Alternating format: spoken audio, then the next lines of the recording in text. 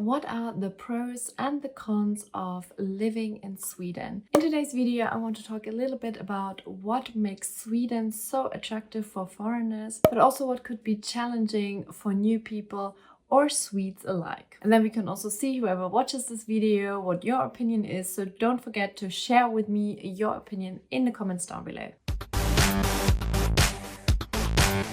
Okay, let's talk about the cons. I want to talk about a few topics, reasons why you might not want to move to Sweden. It really depends on your personality, but hearing these things maybe help you to make a decision. The first con is the long and cold winters. As much as the summers are beautiful and amazing, there's a downside to it, and it's the winter. It also varies a little bit.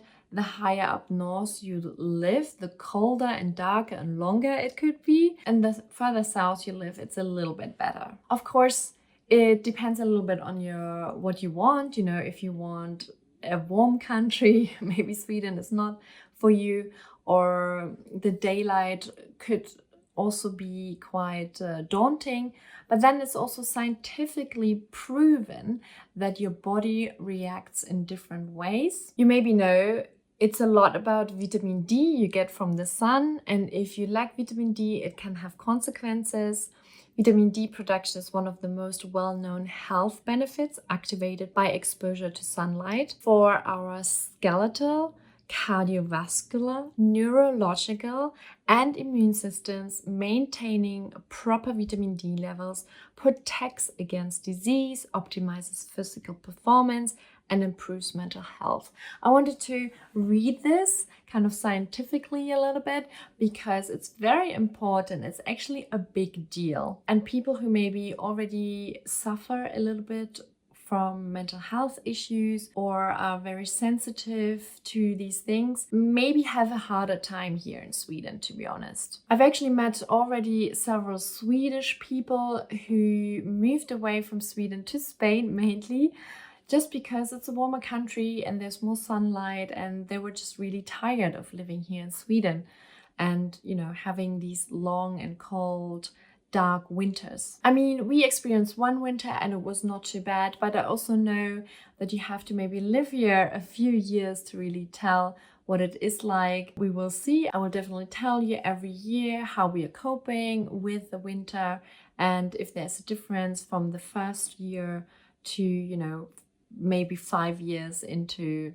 living in Sweden. Okay, another maybe con is a little bit about rules, kind of sticking to rules. I talked with someone about this recently who actually pointed that out, that in Sweden you have, you know, certain rules, and it also seems that everyone is actually following those rules. So it seems also if you want to have a good life, you better stick to the rules. It is a bit odd because there is a sense of freedom here in Sweden.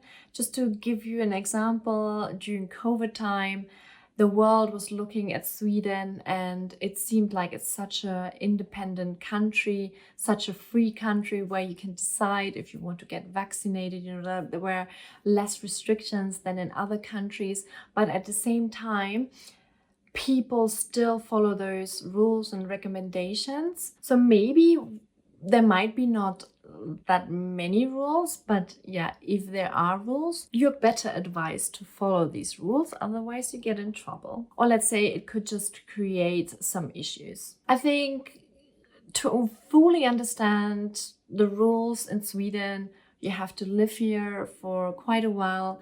So I still think I haven't understood everything here in Sweden. I'm still learning.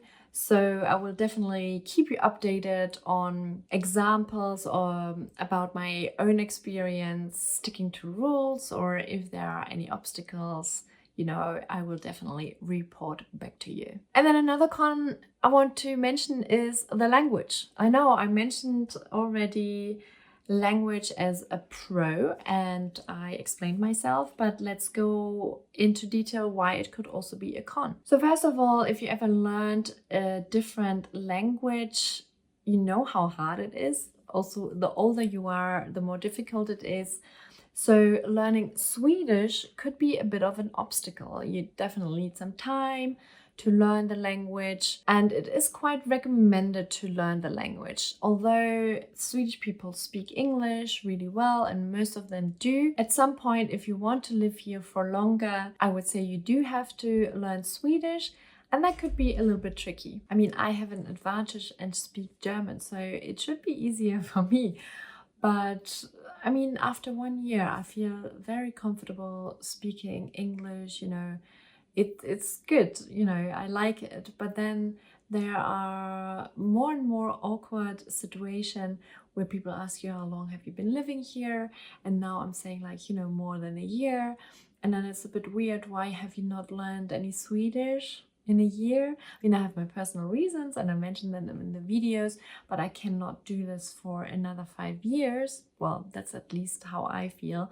I do want to start, speaking and especially also understanding Swedish. I had a few occasions like in the gym, the instructor is talking and I just look at the other people to see what I have to do. It was an awkward situation where the instructor was telling me something, just assuming I can speak Swedish, and I literally just smiled and then had to say like, oh, I only speak English. And yeah, that was just a little awkward moment. Yeah, I'm sure there will be more, especially when the kids go to school. Maybe it's okay when you speak to one person, they adapt to you, they speak to you in English very kindly. But then when you are in a group and the majority can speak Swedish, it's a bit like, weird why they should speak English just so one person understands it. So yeah, there are a few occasions where it was awkward and there will be more. So that's definitely why you want to learn Swedish eventually. Last but not least, it's also easier to make friends here in Sweden, especially Swedish friends, if you can speak the language. So that's an incentive to really learn the language. But yeah, it takes time and effort. So you have to think about, is it worth it? Are you willing to learn the language? All these things you should question yourself to make a decision if you want to move to Sweden. So let's talk a little bit about bureaucracy. And I don't really want to talk about, how long it takes, the waiting times to get things done. I want to talk a little bit about something else, which is also a negative. And, I mentioned rules earlier, so it has to do with rules. Swedes love to stick to the rules, so it can create some problems if you think you have an individual case, maybe some exceptions or a background or whatever it is, an explanation why you maybe want it differently or you need it differently. And it's not really possible to get what you want because there are so many rules.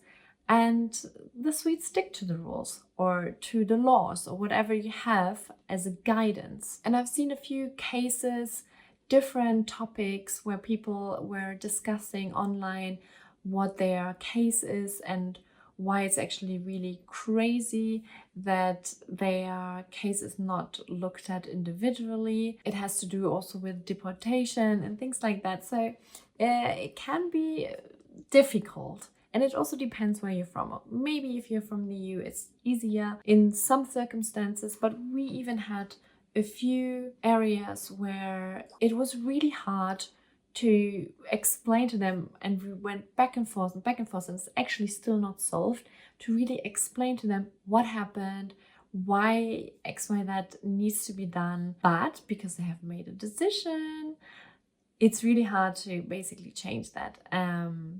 I know I talk a little bit in riddles, but it's too much detail to talk about specific cases here. All I'm saying is that sometimes you have to be lucky as well.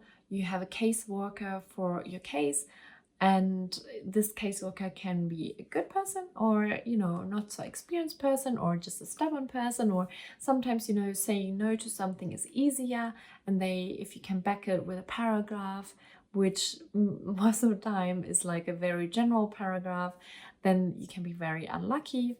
So it's a bit of a poker game sometimes, how far you can come, and you're more on the side of that the person who is handling your case is more comfortable with the laws and doesn't really care, about your case, if that makes sense. That's at least the sense I get, and from what I read sometimes in forums, that's maybe what you have to expect here in Sweden. And last but not least, I also want to say that it is not cheap in Sweden. And I know we discussed it a little bit and people mentioned it depends if you have a plan, if you live further outside of a city, if you go to specific supermarkets and buy in specific places.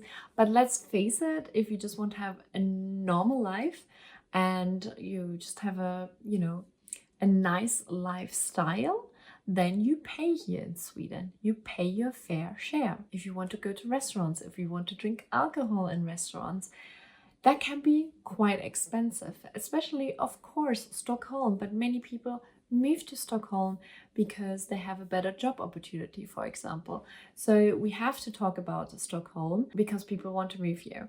Even if you have the option to maybe move somewhere else, that could be great for you. But yeah, Sweden is not cheap. Of course, there are also the taxes, and I talked about it a little bit. I would say it's a little bit on the higher end compared to other countries, but I mentioned already in Germany, you can pay even more taxes depending on how much you earn. And then as a business, you pay quite a bit of taxes. That can be up to 50%, but then you have your expenses, etc., etc. But yeah, when it comes to the lifestyle, I would say you have to think about what you can afford.